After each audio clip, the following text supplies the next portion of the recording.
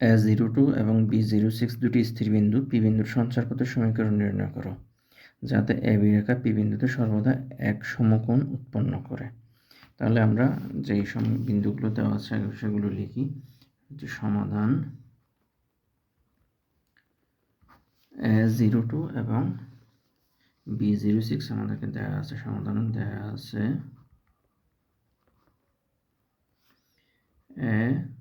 A02 এবং B06, তো দুটি বিন্দুর স্থানাঙ্ক দেওয়া আছে। আর একটা বিন্দু হচ্ছে পি, এই পি বিন্দুতে এ বি এক সমকোণ উৎপন্ন করবে। তাহলে আমরা ধরি পি বিন্দুর স্থানাঙ্ক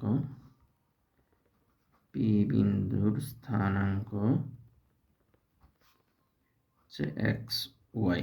এখন আমরা বিন্দুগুলো যদি স্থাপন করি,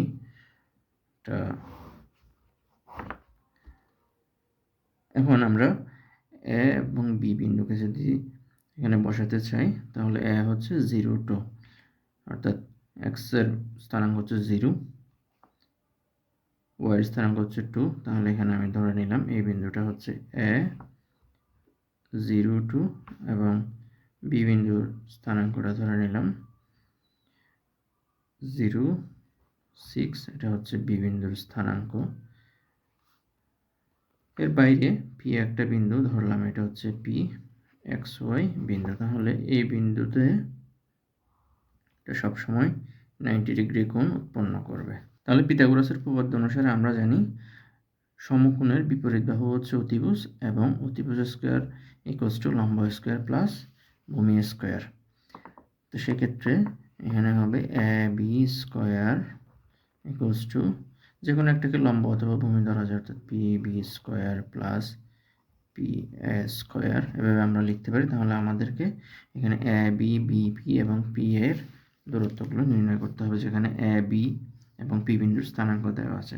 তাহলে সুতরাং আমরা এ বি সমান লিখতে পারি হচ্ছে ভুজদ্বয়ের অন্তর হোল স্কোয়ার। তাহলে এখানে ভুজ দুইটাই 0, ভুজদ্বয়ের অন্তর হোল স্কোয়ার প্লাস কোটিদ্বয়ের অন্তর হোল স্কোয়ার সমান হচ্ছে √, এটা 0, এখানে দেখা যাচ্ছে -4 হোল স্কোয়ার এবং +4 হোল স্কোয়ার একই হচ্ছে 4 হোল স্কোয়ার, স্কোয়ার আর রুট বাদ দিলে থাকে হচ্ছে 4।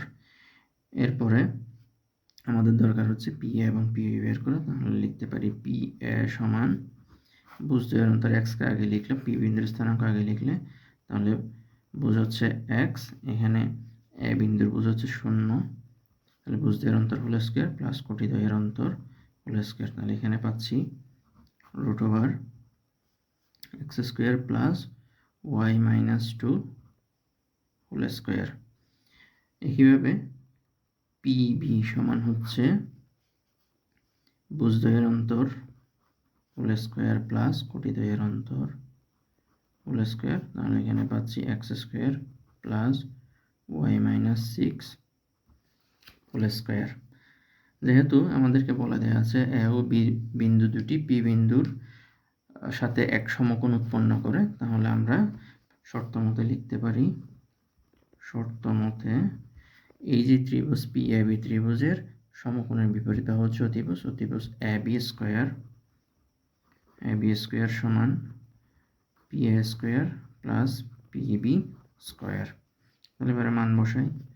এ বি এর মান ছিল 4, তার উপরে স্কোয়ার, পি এর মান হচ্ছে √x² plus y - 2 whole square এর উপরে স্কোয়ার, এবং পি বি এর মান হচ্ছে x² plus y - 6 whole square, তার উপর স্কোয়ার দিলাম।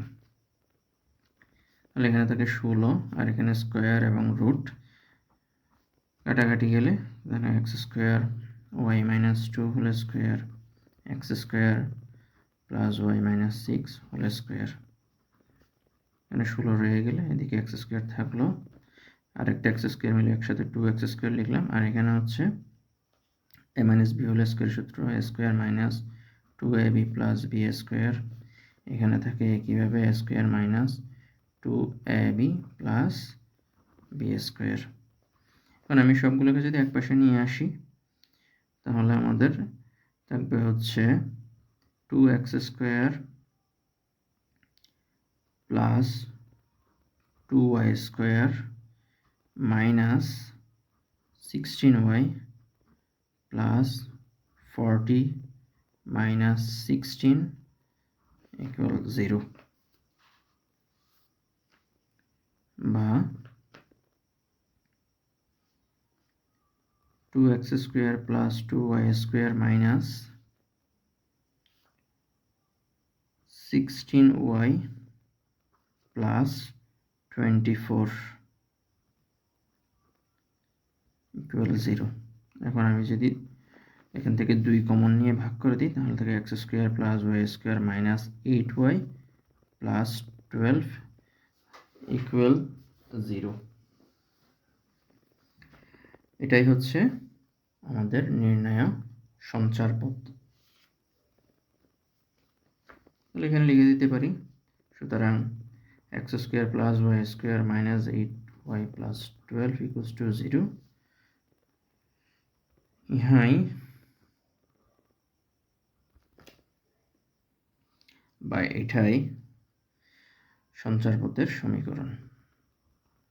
সঞ্চার পথের সমীকরণ, এটাই অ্যান্সার।